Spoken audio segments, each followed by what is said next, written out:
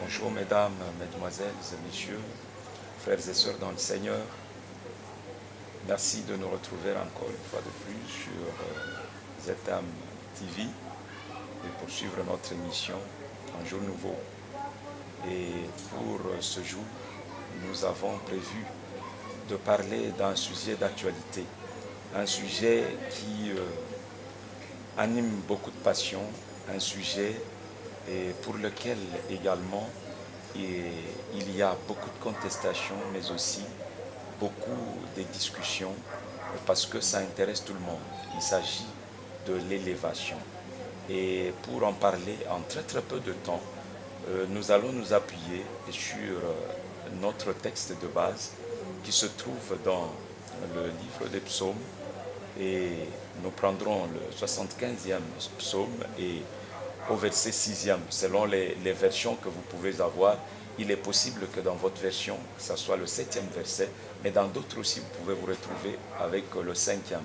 Mais pour que tout le monde se mette d'accord là-dessus, il est question du texte qui dit exactement que l'élévation ne vient ni de l'Occident, ni de l'Orient, ni du désert, mais c'est de l'Éternel que cela vient. Et donc nous allons parler, disais-je tout à l'heure, de l'élévation. Vous savez, il n'y a personne qui n'aurait souhaité se retrouver élevé. Et donc, généralement, quand les gens travaillent, ils travaillent pour qu'ils se retrouvent chaque jour en train de gravir des échelons. Et le principe d'élévation, c'est un principe fondamental qui se retrouve à travers tout l'ensemble de la Bible. C'est au sujet de l'élévation que justement nous pouvons nous retrouver également avec le diable un jour qui, voulant évidemment être élevé tel que Dieu l'était, s'est retrouvé jeté par terre, chassé de là où il se trouvait, de la condition où il se trouvait, pour se retrouver dans une condition inférieure. C'est pourquoi il est important de bien comprendre ce phénomène, de bien comprendre ce concept, pour que finalement on ne se retrouve pas vomi par Dieu, repoussé par Dieu, mais bien au contraire, que le Seigneur puisse nous aider à pouvoir y arriver et à comprendre correctement le cheminement par lequel il passe pour pouvoir nous y amener. Nous disions tout à l'heure que la conception vraie d'une chose ne peut provenir que de Dieu lui-même, parce que c'est lui qui a créé toutes choses. C'est Dieu qui a créé l'élévation. Alors, si nous voulons le comprendre, il est important de recourir auprès de lui-même. Le concept, il est merveilleux. Dieu parle de l'élévation dans l'Ancien Testament comme dans le Nouveau Testament. Mais pour que nous allions un peu plus vite, il est important de savoir qu'en ces temps de la fin, Dieu ne parle pas par plusieurs personnes, mais Dieu parle par le Fils. Ça, c'est Hébreu au chapitre 1er qui nous le dit, le premier et le deuxième verset. Dieu parle en ce temps de la fin par le Fils. Autrefois, il a parlé par plusieurs, par les prophètes et par plusieurs autres voix. Mais en ce temps de la fin, il nous parle par son Fils. C'est lui qui est l'empreinte même de sa personne, Jésus-Christ. Alors, si nous voulons bien comprendre l'élévation, il est important de rentrer dans le concept selon que Christ en pense. Parce que souvent, ce que l'homme pense n'est pas nécessairement ce que Dieu penserait. La Bible dit, vos pensées ne sont pas mes pensées. Autant l'Occident est éloigné de l'Orient, autant mes pensées sont éloignées de vos pensées. Ça, c'est ce qu'Ésaïe dit dans son 55e chapitre. Et donc, il est important pour nous de savoir quelle est la pensée de Dieu concernant cette affaire. Nous n'allons pas nous appuyer sur le rudiment du monde qui peut nous expliquer l'élévation à sa manière, mais quand Dieu parle d'élévation, il faut recourir, regarder le Fils qui est l'empreinte de sa personne, qui est celui par qui il parle en ces temps, qui est celui qui nous révèle la pensée du Père, afin que nous puissions marcher suivant cette pensée. Alors, lorsque on parle brièvement de l'élévation en Israël, c'est au fait marcher en allant de bas vers le haut. Et ça, c'était traduit par le fait que partout, vous trouveriez des marches. Quand on allait rencontrer un roi, quand on allait vers le palais, il y avait plusieurs marches qui conduisaient vers le palais. Et donc, la grandeur d'un homme était manifestée par la hauteur que prenait le lieu où il habitait. C'est ainsi que quand la reine de Séba vient voir Salomon, elle est obligée de parler des marches qui mènent vers son palais. Il y avait tellement de marches qui menaient vers le palais de Salomon que cela traduisait également la hauteur de cet homme, l'élévation de son niveau. De partout où on se trouvait en Israël, lorsqu'on se rendait à Jérusalem, qui étaient les lieux d'adoration, de partout on disait, on devait gravir, on montait vers Jérusalem. C'est pourquoi vous trouverez dans les psaumes plusieurs cantiques qui sont appelés des cantiques de degrés, c'est-à-dire des cantiques qui accompagnaient des personnes qui allaient à Jérusalem. Parce que Jérusalem est considéré comme les lieux d'adoration, le lieu où règne Dieu lui-même, où il siège. Et donc, comme il est appelé le Très-Haut, tout le monde, de partout où il se trouvait, devait aller vers lui, vers le Très-Haut. Et on devait monter vers le Très-Haut. Il est donc le détenteur de l'élévation. C'est ainsi qu'il peut la distribuer tel qu'il veut, comme il veut, à qui il veut, quand il veut, dans sa souveraineté. Ça, c'est pour la compréhension globale. Mais lorsqu'on se ramène dans le Nouveau Testament, où Jésus est venu nous éclairer sur l'élévation, alors il va en parler de manière assez anachronique. Parce qu'à la veille de sa passion, il va se passer quelque chose d'insolite autour de lui. C'est quoi? C'est que ceux qui sont dans sa ceinture la plus proche, la plus rapprochée, se retrouvent d'entre eux en train de discuter sur qui est le plus grand. Et ça, vous retrouvez dans Luc au chapitre 22. Qui est le plus grand? Parce que tout le monde était d'accord pour savoir que bientôt Jésus devait partir. Et s'il fallait que quelqu'un le remplace, il prendrait une position élevée. Et ils étaient en train de discuter là-dessus. C'est alors que Jésus viendra pour éclairer la lanterne de tout le monde pour savoir qu'en est-il de l'élévation.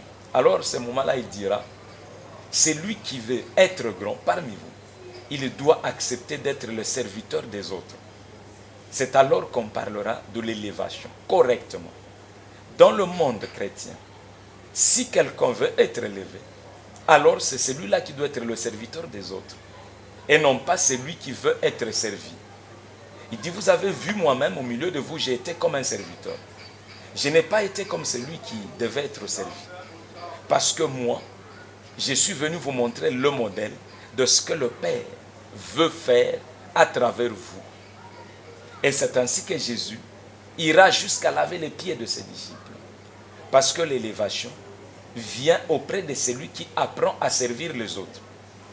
Voilà pourquoi, à partir de ce moment, l'élévation ne devient plus une affaire d'arrogance. L'élévation ne devient plus une affaire d'un lieu. Parce que lorsque le texte que nous avons cité au départ, c'est-à-dire le psaume 75, au 6e verset, nous parle de l'Orient, de l'Occident et du désert, le texte est en train de nous parler de trois entités. À l'Orient, il y avait la Syrie, qui était la grande puissance de ce temps. À l'Occident, il y avait la Mésopotamie. Et au sud, c'est-à-dire au désert, il y avait l'Égypte. Et souvent, les hommes cherchaient à se faire couvrir par les uns ou par les autres pour se retrouver en position élevée. Et toutes ces nations, que ce soit la Syrie, la Mésopotamie plutôt, ou l'Égypte, étaient des nations qui se disaient puissantes par elles-mêmes à cause de ce qu'elles possédaient. Mais le Seigneur était en train de dire clairement que non, la puissance c'est moi, l'autorité c'est moi. Et il était capable de les anéantir. Lorsque vous lisez les parallèles qui se passent par exemple avec la Syrie, au chapitre 37 d'Ésaïe, vous retrouvez à partir du verset 23 jusqu'au verset 25 comment est-ce que Dieu est en train de régler cette affaire. Et donc pour revenir vers Jésus, il nous montre le chemin qui mène vers l'élévation.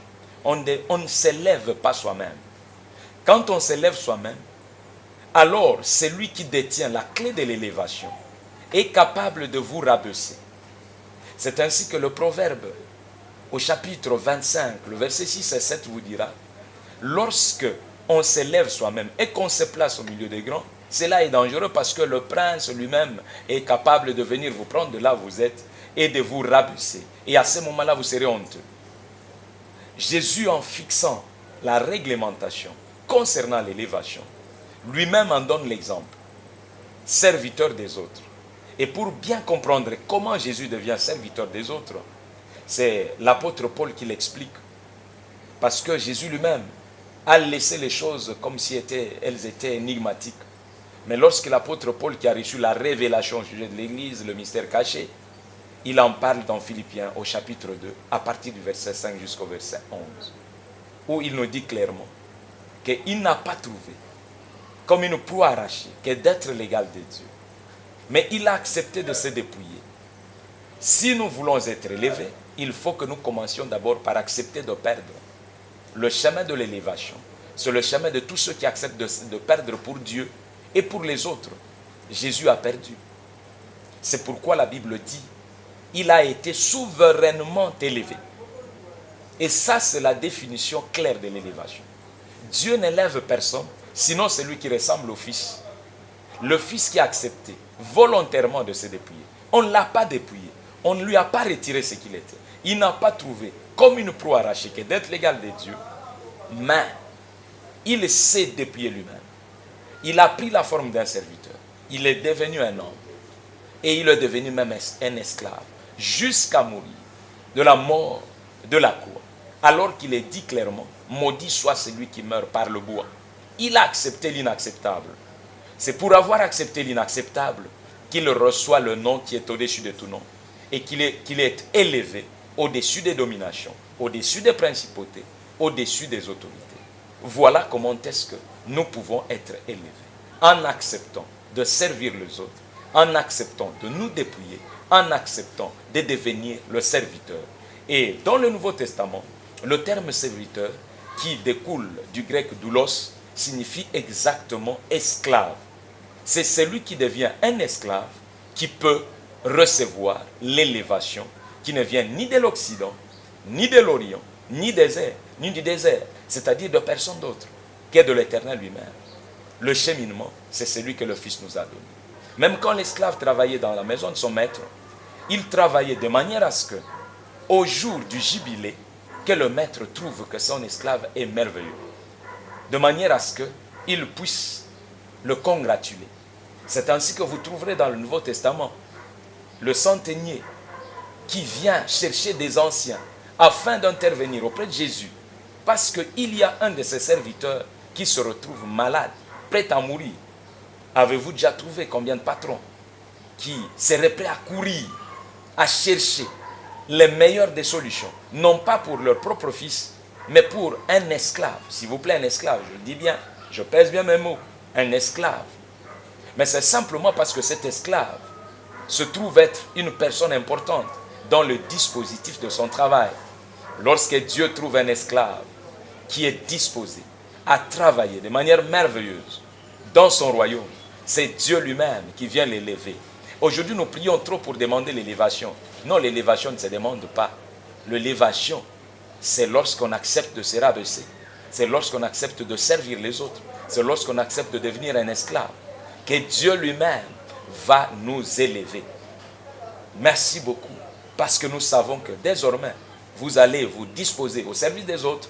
Nous allons nous disposer au service des autres pour que le Seigneur lui-même nous prenne en charge comme il avait pris son Fils et il l'avait placé. Soyez bénis, soyez élevés, servez de mieux en mieux et que le Seigneur vous bénisse. À la fois prochaine, que mon Dieu soit votre Dieu et que sa bénédiction vous couvre à jamais. Nous allons prier. Père éternel, tu es le Dieu de toute providence et nous croyons fermement que l'élévation ne vient ni de l'Orient ni de l'Occident, mais l'élévation vient de toi. Rends-nous humbles pour que nous apprenions, ô Dieu, auprès de toi et à tes pieds, pour être élevés. Je prie pour mon frère, pour ma soeur, qui a soif d'être élevé, afin que tu verses au-dedans de nous l'esprit qui était en Jésus, tel qu'il est écrit. Que tu verses au-dedans de nous l'esprit qui était en Jésus, pour qu'ensemble nous apprenions à pouvoir servir les autres, pour que toi, tu te saisisses de chacun de nous et que tu nous amènes vers les hauteurs. Je prie pour que quelqu'un qui se sent frustré parce qu'il a beaucoup servi, mais il se sent négligé, il se sent faible, il se sent bas, et il se dit, que puis-je encore faire? Père, que toi qui sais évaluer à juste titre ce que chacune des personnes serait en train de faire, que tu l'évalues, mais qu'ils persévèrent, car ce sont tous ceux qui persévèrent jusqu'à la fin qui obtiennent le meilleur de ce que tu as préparé. Que cela soit la bénédiction de quelqu'un et qu'à la prochaine occasion, nous en ayons le témoignage parce que tu es un Dieu qui continue à agir. Au nom de Jésus, soyez bénis et élevés. Et ensemble, avec vous, nous disons Amen.